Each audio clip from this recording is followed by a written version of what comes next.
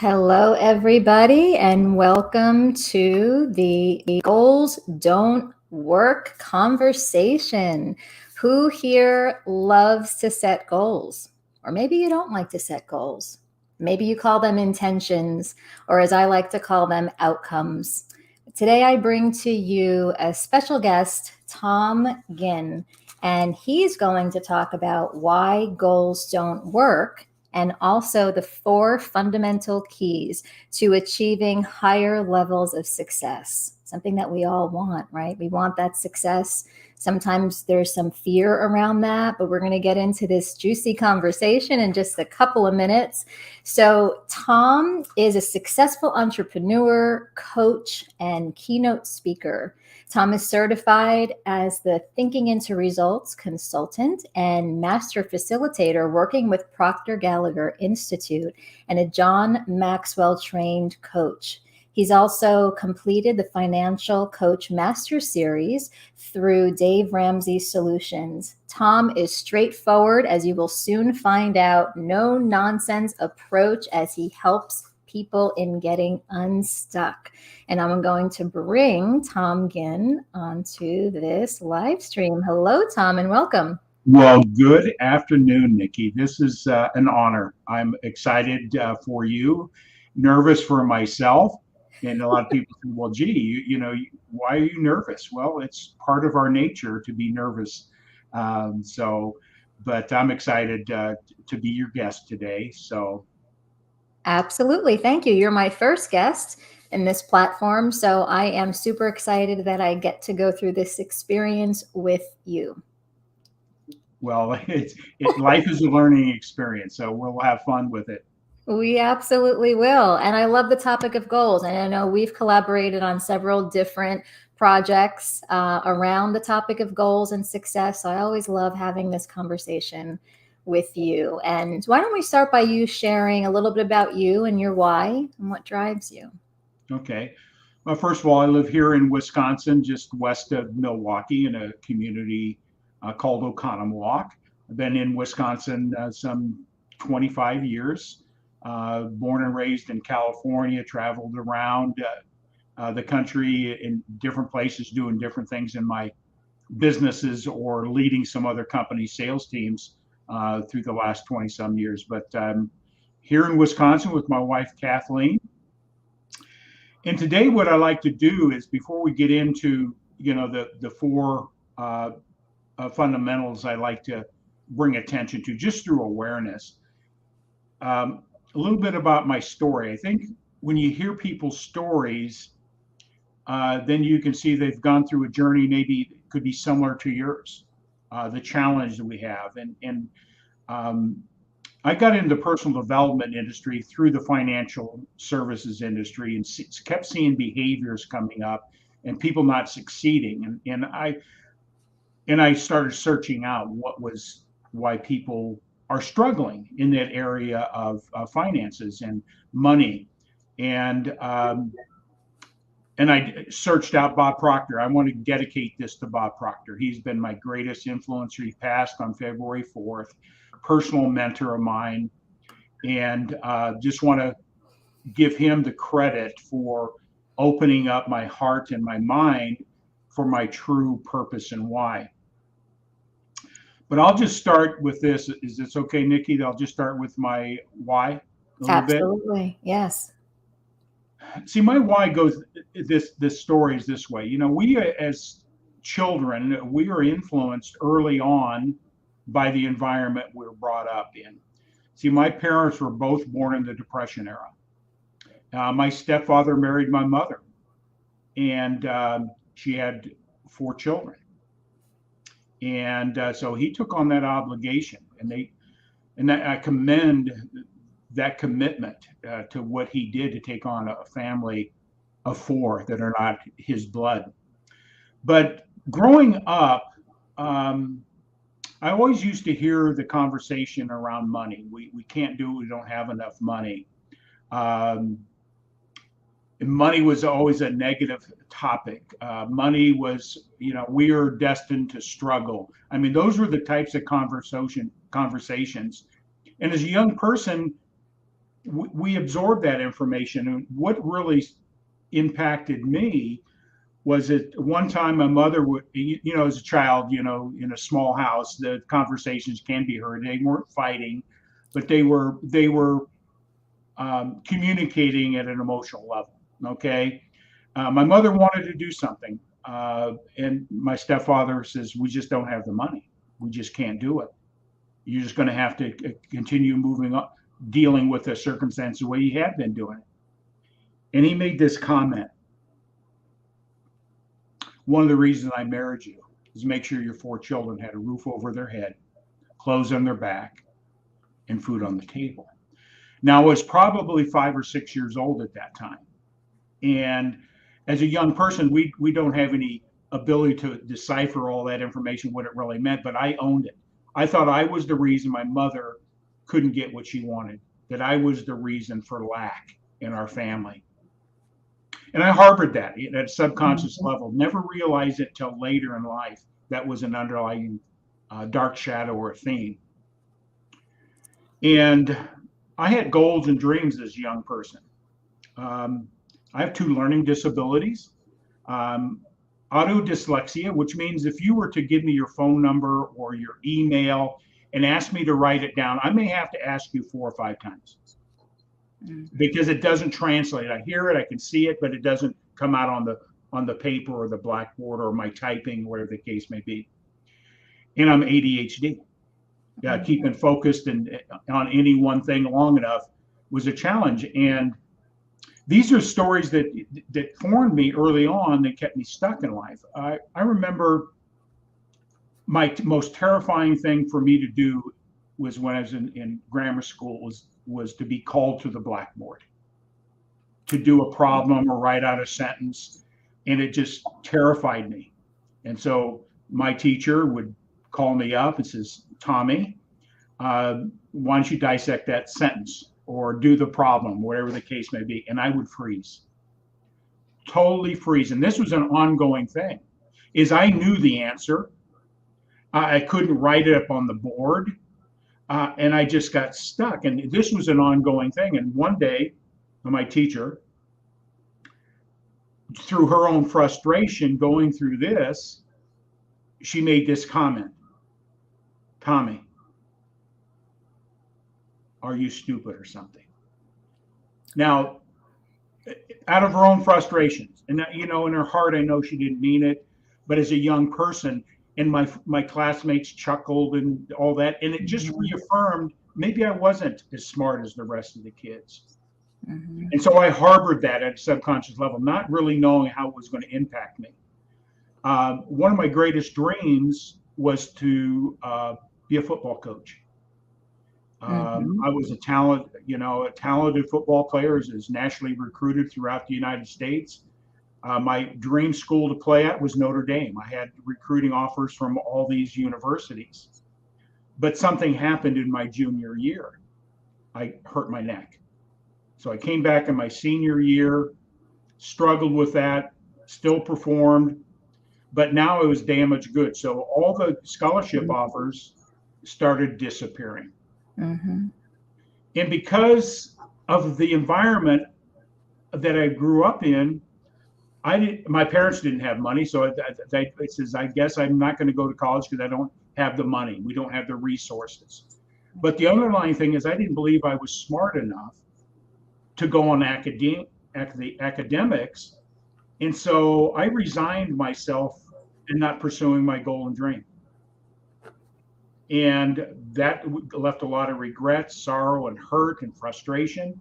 And at one point in my life, I have a dark side. I turned to drugs to deaden the pain and all that. But thank God I had somebody come into my life that woke me up and started helping me understand what was my underlying thinking. And if it wasn't for that, I would not know where I would be today. And it's through that mentorship, bringing awareness, doing the work, and not identifying with the story that you create yourself in your life. So today, I owe it to a lot of different mentors. in my life. Yeah. And one is Bob Proctor in a very significant way. So Mhm. that's my story. I like to help people. We all get stuck. We all have stories, and then we don't think we can get out of that cycle of the loop. So just want to let people that's my story. I've Thank had you. success in different levels, but I've struggled too, and I've self-sabotaged as well. So Yes, Tom, thank you so much for sharing that. And I know that anybody listening can relate in some respects, and we all have stories, right? And many of us have identified with our story, like yourself sharing that moment of going up to the blackboard and your teacher saying, Tommy, are you stupid or something? And then as somebody that you look up to, you accept that suggestion, and how you can take that and assign a meaning to it that, well, I'm not smart enough, and how that starts to affect you with other milestones and decisions in your life, college and, jobs, careers beyond that. So it's really, what you're saying is really important, to have that awareness and to start questioning everything that we were once told, and is that true? And if it isn't, well, what else is true? How can we start shifting things and making changes? So thank you for sharing that. I'm sure that people can relate. And please leave comments and, let us know what's resonating with you and what's not, so we can interact with you. So yeah, and I love that you're going to talk about Bob Proctor. I mean, I loved him. I remember the first thing my first introduction to him was his "You Were Born Rich" series, and just watching those trainings, there was so much valuable information. I was having this mindset shift, like every 5 minutes. It was like, boom, just like open up your mind. So, yeah, I'm excited to dive in and talk about goals and why they don't work. I agree with you. Goals don't work. And I'm excited to hear your 4 fundamental keys to achieving higher levels of success. yeah, I will just sort of this way is my awakening is I made a decision I wanted to make a change when I became aware. It's only through awareness do you have a chance to grow. And I was not aware up until certain things happened in my certain people came in life. But then I got sick and tired of this self-sabotage and not living to my fullest potential, and limiting my belief of how much money I can make, my promotions in the financial services industry. I was destined to be a national director of sales for the company, but I stopped at vice president. I didn't feel I was worthy enough, smart enough, and worthy of to make that type of money. It's very significant money. So, but I made a decision. You've got to recognize that you got to make a decision for a change. Mm-hmm. So that's the first principle. It's just that you're sick and tired of where you're at. You're stuck. And you say, I got to figure a way out. And then Yeah. you make a decision. You're going to work at it. Okay. So that's probably the first principle. You've got to make a decision. With Yeah. most people, it's hard for them to do. One of Bob Proctor's major topics in teaching is most people can't make decisions. Yes, some people can't make decisions, and even not making a decision is making a decision, right? A decision to stay where you're at, or a decision not to move forward. So yeah, making decisions is really important, and becoming, like you mentioned, awareness. I love that you said only through awareness do you have a chance to grow.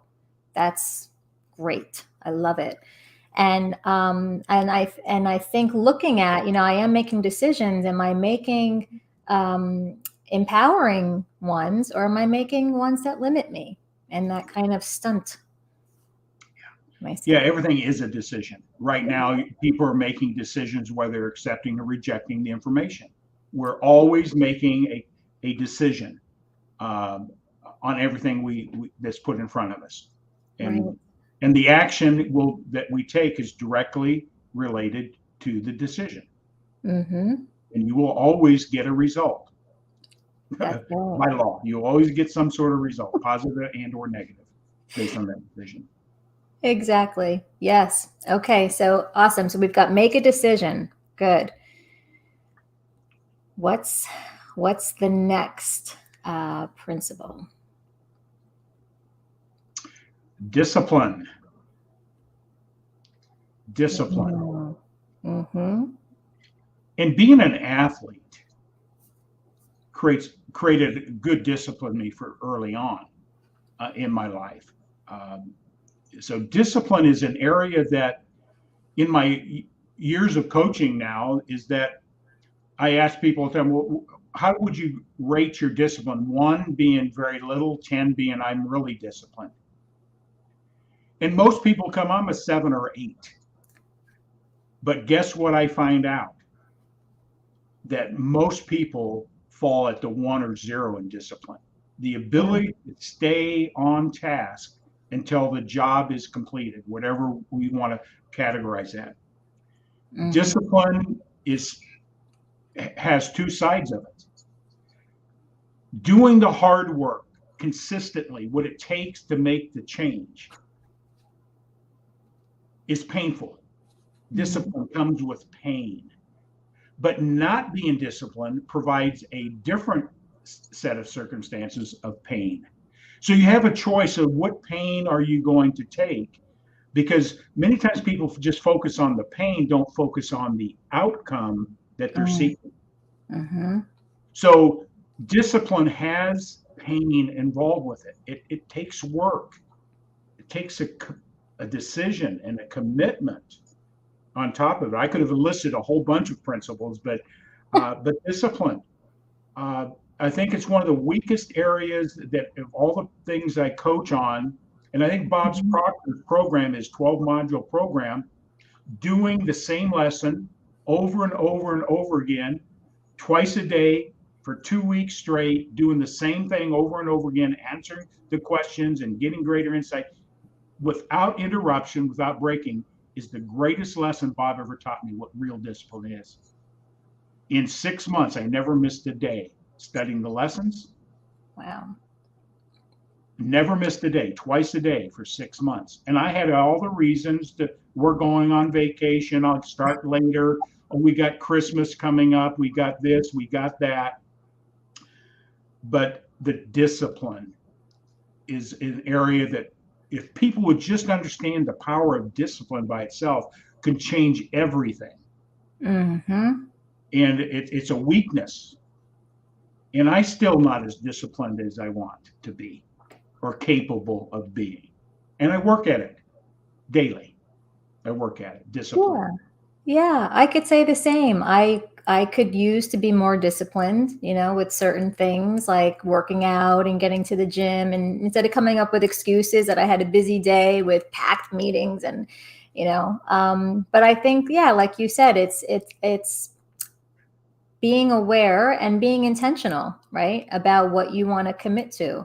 And we're always committed to something. And Yes. I think the question is, are we committed to our success? Or are we committed to not achieving that outcome we want? But what you said that was really important that I want to repeat is staying focused on the outcome, and how sometimes we can lose sight of that outcome or that result that we want. And we get caught up in the details and like what's happening right now that might not be working, or what's missing, or what's going wrong, and how that derails us from the results that we want.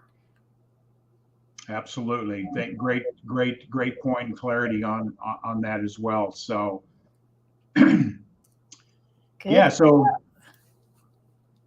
the next point, what do we want to, what's the next point we got? The next one, we've got desire.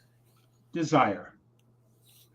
In Napoleon Hill's book, Think and Grow Rich, Bob always talks about what do you want? What do you really want and want and want? Well, I'll preface this. Everybody wants something different in their life. Better relationships, more money. We can go down a whole litany of things. People want a lot. But wants by themselves don't become a reality until you have what we call desire. That's an emotional attachment to the outcome you seek. And I always like using the story how I met my wife. My business partner and I, we were going to a training, and I was running a little late with me and Pete, and we're squeezing through the aisles, and Pete, and I was single at that time, and he says, "This is a good way to meet the ladies here." And I said, "Pete, they're all married." And Kathy, my wife, she just sort of looked up at me and put her left hand up and says, "I'm not married." So, and well, that created, hey, I want to know something about this lady. But if I had to take it, if you look at anything that we do, you see the want wouldn't have got me to the conversation. You had to have some level of a desire to get out of your own way. She's going to reject me, whatever. All goes on. And I want to know that lady. She's kind of intriguing. She's kind of bold, kind of cute, all these things. But the wanting to would have never created the conversation. You desire things, and that creates the fuel and the movement that you need. It's emotional. And that led to the date, and that led to us getting married. I desired the outcome. So people get hung up on wants. Wants are empty. Yes. So you put something emotional to it and a why that leads to some of our other points as well.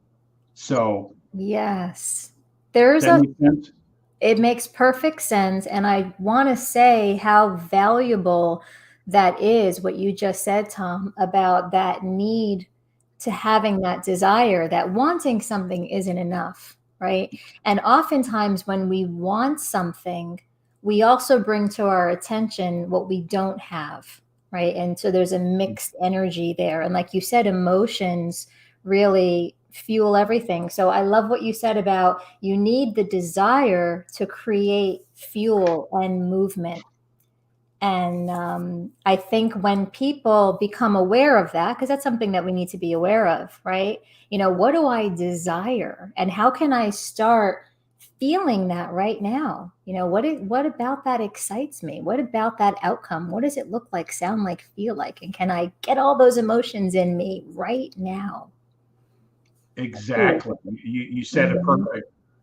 It's an emotional thing. We are emotional creatures. We respond emotionally, either positively or negatively. Those are emotions. Worry, doubt, fear. Those are emotional cycles versus faith, joy, happiness. And so we have two sides that we work in. It's clear. You got to be clear of what space you're in. That's what we coach. Is some people recognize what I call first thoughts.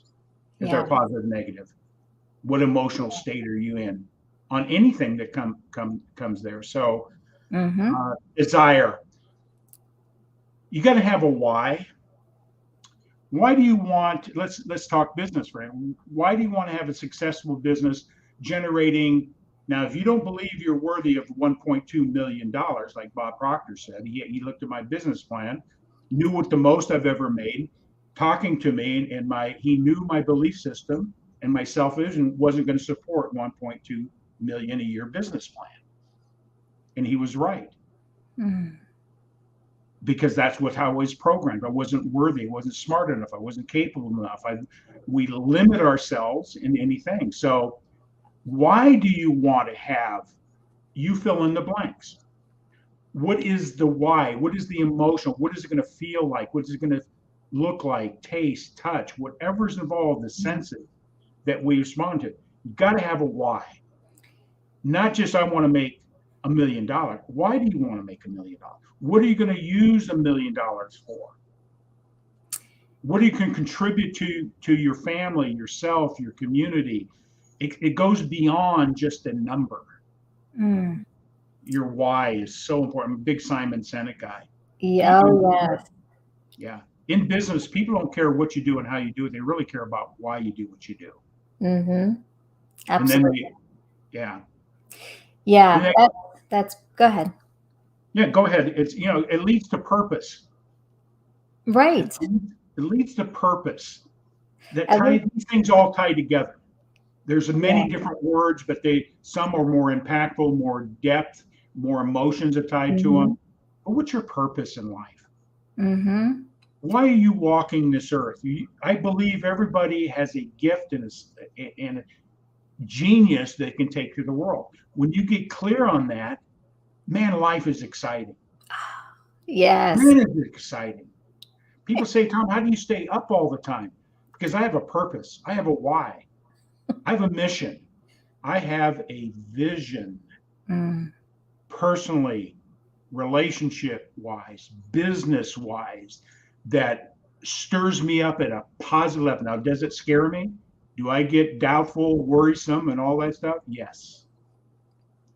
So it's a desire. These are all words that we got to incorporate and know the outcome before you see it in your mind. So your mind doesn't know that you haven't achieved it. And I'll share why goals don't work. I'll share the story. A great mentor. I'm in a mastermind group with some other business leaders that taught me how to do this live streaming, Grow Live Academy, Ken Walls. And one of the people in the group is a very significant actor, has done more movies and TV than any other actor in the history of Hollywood. His name is Glenn Morshower. Very wise man, a great sage. You know, I hear from Bob Proctor and John Maxwell, Jim Rohn and Zig Ziglar and all these people. They say many times they're saying the same thing with a just different twist or a different perspective, different lens on it. And one night in our mastermind and coaching, Glenn Morshower said this: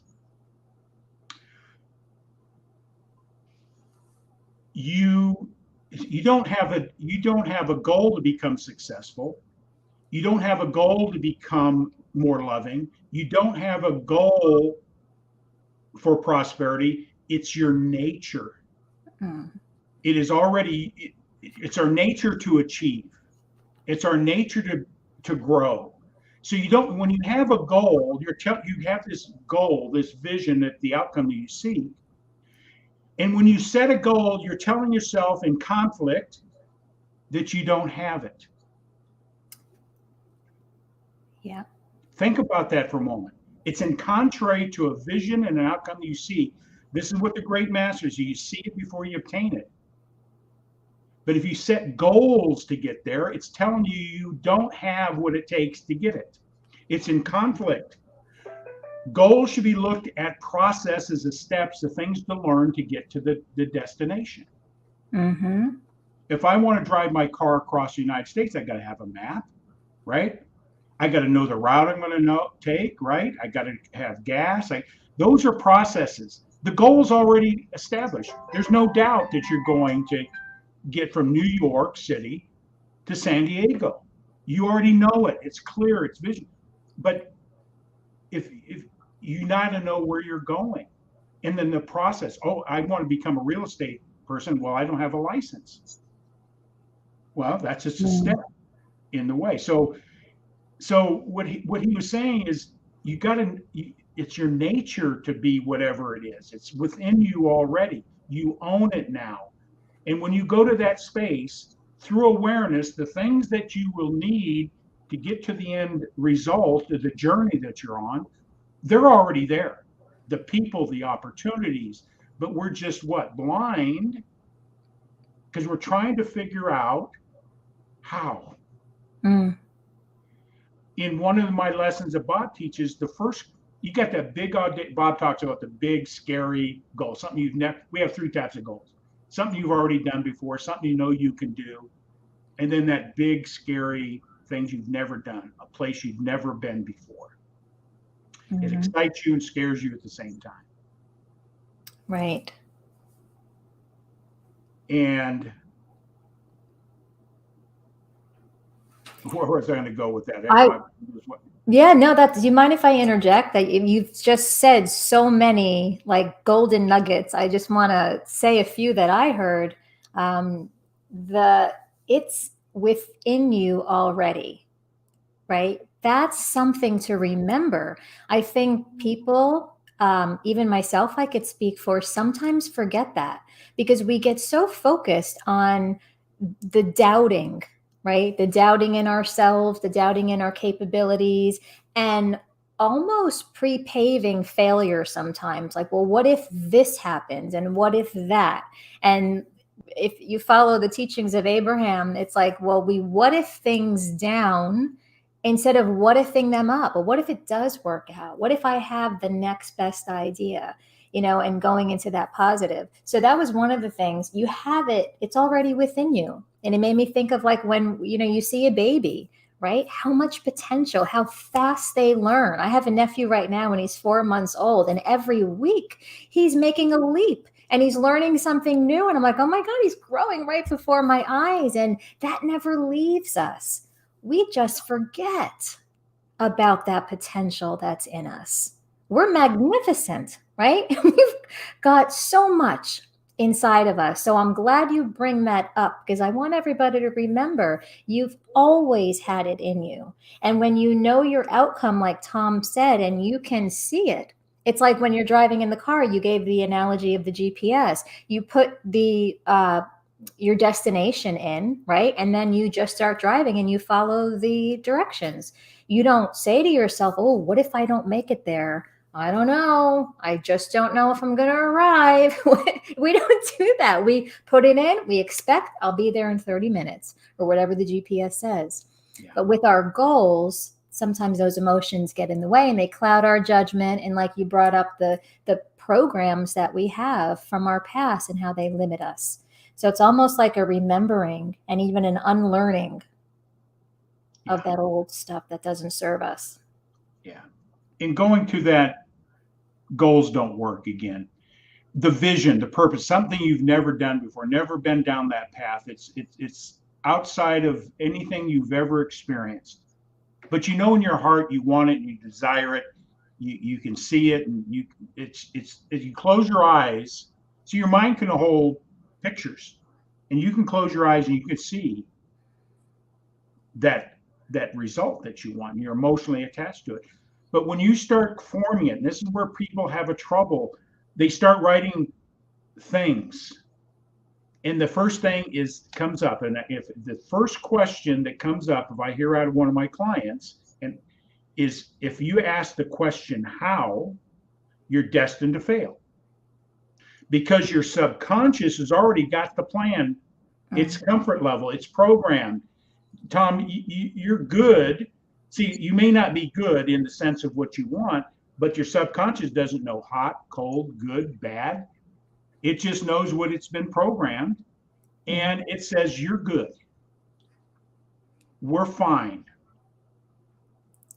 And so if you ask the first question going after that big vision, purpose and why, something that scares you and excites at the same time, and the first question is how, you have set the obstacle for failure. The how-tos come by, and I always share this, a lot of people, coaches say this, and Nikki, you may have heard it, and that what's the number one thing that holds people back? Most people immediately move to fear. Mm-hmm. Well, it's lack, beliefs, self-image. We have a lot of those things that goes on, and we are in control. So your vision, your purpose, your why, going back that's why goals don't work, because we're already programmed saying we've done that one before, it didn't work, so I guess we won't do this one, right? We already been programmed, even though it's a new one. We failed at other ones, so I guess I'm going to fail in this one at subconscious level. We don't say that to ourselves, but if we really can track our thinking, that's what we're saying to ourselves. Yeah. So the obstacles that we think are out there are created within our own mind. When you have your purpose, vision, and why, and you're rooted to it, nothing is going to get in the way of obtaining it. Dr. Miles Monroe taught me that vision. Again, not personally, but the power of a vision is the strongest thing we have. When you see successful people, no matter in the past history or current, whether they be in business, whether they be in the spiritual world, whether they never talk about goals. Mm-hmm. They talk about what, Nikki? The vision. The vision. Yes. They never talk about the goals. Right. Reconnecting to that vision. Yeah. And I call it an end result. And I just want to clarify, because like my clients will say, well, I don't know if I want that to be my end result. It's like, what do you want the result to be for this particular situation, right? But what I like to do is, even on a daily basis, reconnecting to what does the vision and what is the end result? What does it look like? What does it look like, sound like, feel like? So I can have that picture in my mind. And like you said, the subconscious mind, it's going to go and execute on that track, whatever you have in your mind. I'm going to share something. My wife, we both been certified. She's a marvelous communicator, and with her disciplines and what she's done, and of course the Bob Proctor things. And she said this: when people don't know what they want, but we do know what we don't want. That's the starting place. Eliminate things you don't want in your life. Make a list of that, and guess what happens? The things that you really want start showing up. Oh, but if you can eliminate, getting your clarity, creating a plan for your life is not a one and done. Mm-hmm. You write it all the time, but you know what the end chapter is going to be about, right? Yeah. So this is important. Kathy, my wife, she's the one that really brought me to this, because she couldn't figure out what she really wanted or what she really desired, but she knew what she didn't want. Mm-hmm. You eliminate what you don't want, it becomes clear as day. That's the path you should go on. Yeah. Does that make sense? It makes perfect sense. And I think for many people, it's easier for them to know what they don't want. Maybe not easier, but that tends to be the focus. Even when you ask somebody what they want, even if it's something as simple as, what do you want for dinner? They'll often tell you what they don't want. Well, I don't want chicken. We had that 3 nights in a row. It's just I don't want vegetables. Don't want vegetables, right? So I think it's a practice, or it's a skill that you can train yourself to start focusing on what you want and start asking yourself every day, right? What do I want? I'll share also what Glenn Morshower said. Mm-hmm. And this is part of where coaching comes in. This is where the awareness comes. Is I can throw out a word on any subject or anything. It could be something. If I said, I'm going to show you how to make $10 million. Everybody has a first thought on anything. If you can identify the first thought, it tells you which direction your bus is going. Yes. And that's a skill. So when circumstances come up, situation comes up, a comment comes up, you're setting your goals, your first thoughts tell you what your real belief systems are, your paradigms. And that's the subconscious. That first subconscious kicking out the first word, first thought. Mm-hmm. You can get clear on that. And it takes work. It takes discipline. But man, is it really cool when you posed a situation and you can recognize your first thought. That's doable or not doable.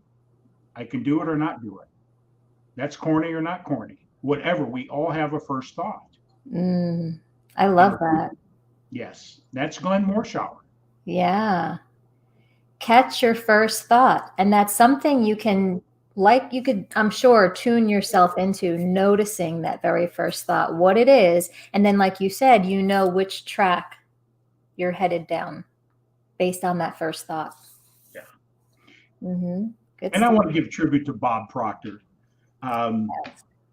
Because I think the universe delivers what we need when we need it. And last week I knew I was going to be talking about bringing the author of the Go Giver into my G-Force program. But I said, I'm just going to wait, because he's coming in a week from Friday. He's coming in this Friday, but this was last week. And my intuitive said, maybe you should teach a little bit more about Bob. And I brought out some thoughts, and I says, what am I want to teach? I got a lot of resources. And Bob said immediately came to this book, The ABCs of Success. Mm. And I was also looking for a personal letter that Bob sent me. Here it is. I thought I'd lost it. And I was so excited when I got it, I spilled my coffee on it, so it's stained. But to make the point here is being intuitive. The universe is giving you messages. You got to be still when you're getting clear on your vision. You got to settle down. Answers come to you in our silence. Mm-hmm. All the answers that we need are there. And so the other day, I was in the book teaching of this, and a lot of people talk about what's the number one thing that holds people back. And Bob referenced this, that Satan has a very powerful tool, stronger than fear, stronger than doubt, worry, self-image. And the greatest tool that Satan works, that's your thinking. Okay? Mm-hmm. Is discouragement. Discouragement. Discouragement. Mm-hmm. When somebody says, that's corny, discouragement. Yeah. Discouragement is the devil's language to keep you from going after your dreams. You can get over fear. You can get over your self-image. You can get over all of these other things, lack mentality. You can get over all those and not hold you back. But the secret weapon that Satan uses is discouragement. And when I read that the other day, I had a new awareness, a new awakening, and I evaluated things in my life. And it was discouragement. Mm-hmm. I let it rob my dreams, my purpose, and my why. It wasn't fear. Wow. Does that make sense? It makes sense. And as you're talking about that, I'm thinking about myself, and I have sometimes discouraged myself. It wasn't necessarily what somebody else said to me, but it was maybe something that has been said to me, a past program that my mind just brought up. And as quickly as I got excited about something, I talked myself out of it and felt discouraged. So that's something really good to be aware of, right? So that way you can shift. Yeah. Because he uses that, we use it, and it is the fire extinguisher putting out your desire. Mm-hmm. Discouragement. Do you have any recommendations when people notice that they are feeling discouraged, how to turn that around and get that excitement or encouragement back?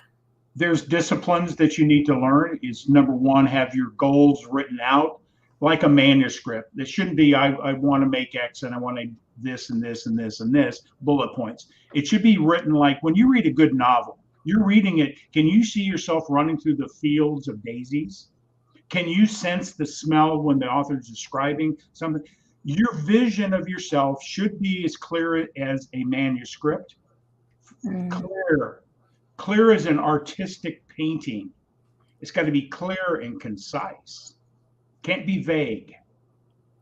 Right. So when you get discouraged, or fear gets in the way, or a limiting belief jumps up that you're aware of, that they never go away. You just learn to knock them off your shoulder when they jump up, right? Go away. Yes. Is how do you get back on track? Number one, a clear written manuscript. Okay. The second thing is, well, you got to write your goals out daily. You're going to write the book every day? No, you're not.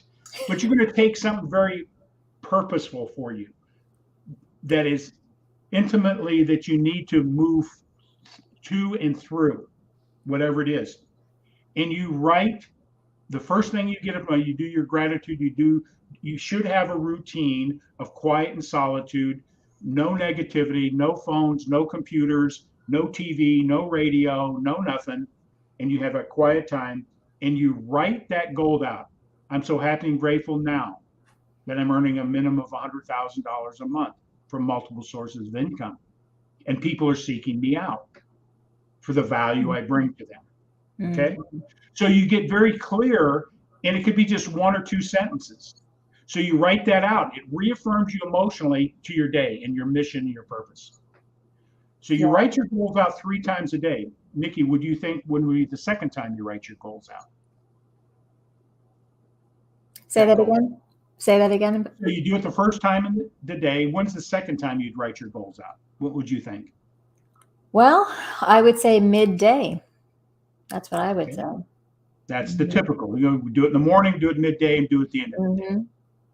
Wrong answer. The other option I would think is when you notice that you're feeling discouraged or you're starting to get off track, that's a great time to stop and. Perfect answer. That's when you write it down. And it may be 5 times during the day. Yeah. You know, but the moment you encounter a discouragement, a disappointment, a frustration, fear, whatever it is, you go and you write your statement out, and it brings back you, it ties you to that emotional level, back to your why, and you'll then pick up the phone. You need to take the step. It takes action. Everything has to have an actionable process. Right. So that's when you write it at least 3 times a day. But if you had 5 disappointments or discouragements a day, every time you encounter, you just take 2 minutes. And so I'm happy and grateful now that you're done, and watch what happens to you with your energy. You can't hold a negative and a positive thought in the same space. Impossible. It may be fleeting, but you can only hold one thought at a time or one picture at a time.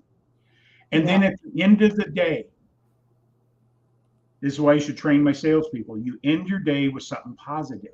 So when you wake up the next morning, you're ready to go and hit the road and do the things you need to do. So at the end of the day, the last thing you put in your mind before you go to sleep is you write your goal out again. And then on your subconscious, now you wake up in the morning, this is science. This is not some sort of far out stuff. This is how our minds will work and program. It's magnificent when you understand how complicated, but how simple it is if we just understand a few principles. So 3 times a day, you write your goals, minimum. It could be 20 times, depending on all the discouraging things that may have happened, but it will bring you back on course. I love that. And what it made me think of was the analogy of plugging in your phone to recharge when the battery gets low.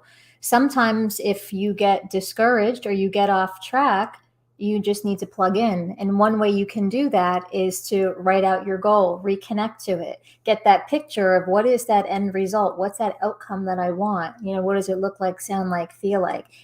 Stirring up that desire that's within you. Yeah. And your vision, purpose, why, who you are. I always help people to start that process. You start with the end result. The best way to trigger that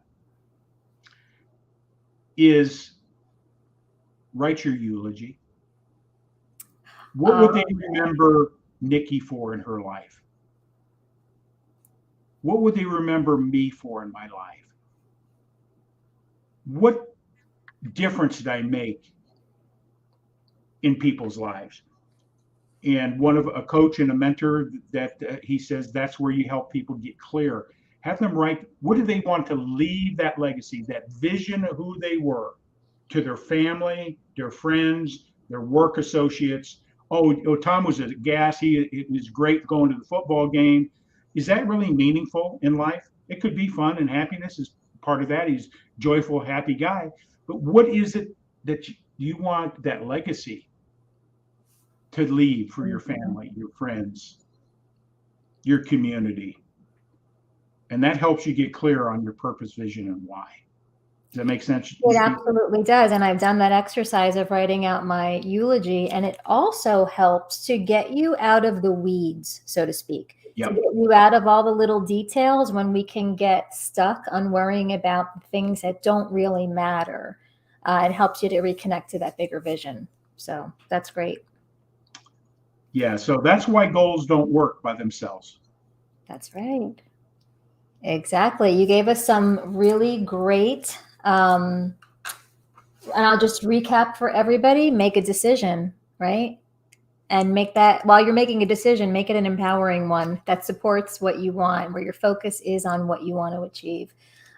Discipline, that's the second fundamental, staying disciplined, committing to yourself and what you want. The third one was desire. Beyond just wanting something, having that strong desire and the power of your why, your purpose, and your vision. It's so important to know your outcome and be able to see that end result. Just if you could reconnect to that every single day. What's my outcome? What does it look like, sound like, feel like? It'll keep you taking inspired action. And then you talked about why goals don't work. So you shared so much, Tom. I want to thank you so much for your wisdom and your expertise. And also, if there's anything else that you'd like to share, I'm going to share your contact information for how people can get in touch with you and learn more. If you want to share, a favorite quote or anything else about anything, I'm going to leave it open for you. I will leave a quote that I remember in Glenn Morshower. He says, everybody should figure out one thing that you said that will carry on and make meaningful in somebody's life. And so everybody had a challenge, had a workshop. What would be the one thing that you could say that's uniquely different that people can understand, a message that could be carried on? And this is what I came up with. The threads of your thoughts determine the garments you wear. I love it. The threads of your thoughts determine the garments you wear.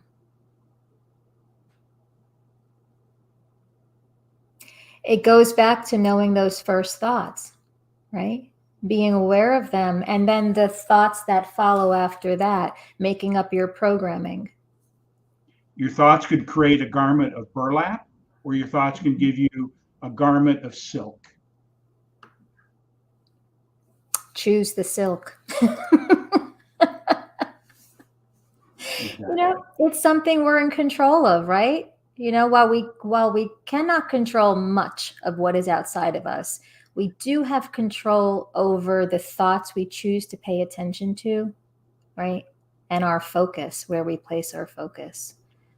Yeah, that's what we call in Bob's terms, are you responding to adversity, or are you reacting? Or are you responding or reacting?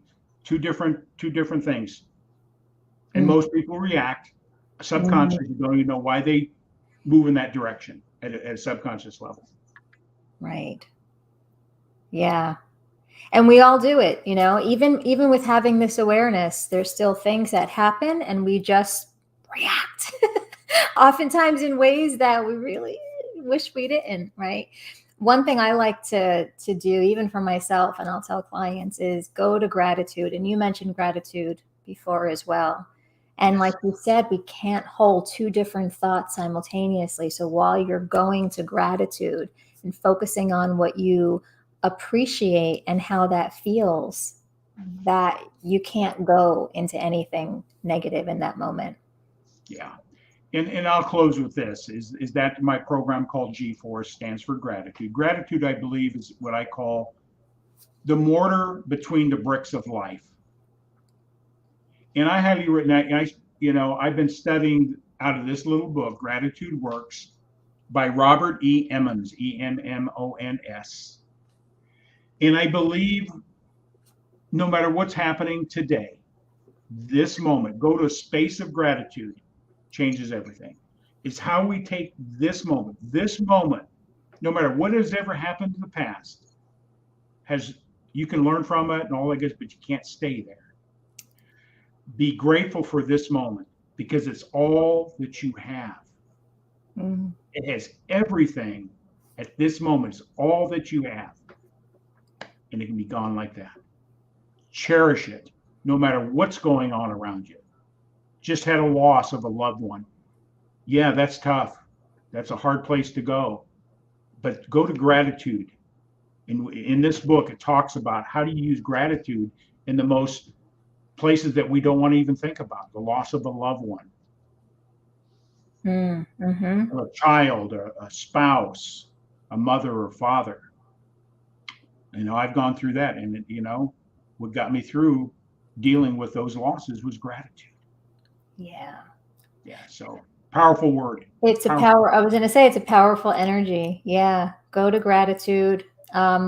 Get the positive lessons and learnings that you can from different situations and circumstances, and look at how you can move forward. Right. So thank you so much. I have up here that you've got some free downloads if people are interested. You've got your Understanding Debt and How It Impacts Your Wealth Building Strategies by you, Tom Ginn. And also, if anybody's interested in getting Bob Proctor's book, You Were Born Rich, you can get these free downloads by going to this website. Yeah, and you can see they're just download PDFs. At some point, I will re-edit my my book, How Debt Robs Your Wealth Building Strategies. Because I was a financial coach, but it's behavior. It's really behavior. So I'm going to rewrite that and eventually get it published. So Nikki, hold me accountable. Okay. I certainly will. I know how much work it is to write a book. My wife just completed her books being published in March. So it's a lot of work. And I know you're doing a book as well. I can't wait to. I am. I just finished the first draft of the manuscript. Yes, it can be a lot of work. Yeah, it's exciting too. So very good. Well, thank you for taking this time with me and sharing everything with the audience. I appreciate you. And if you want to know any more about Tom, you have his info to reach out. Thank you. Thank you so much, everybody. Have a fabulous day. See you soon.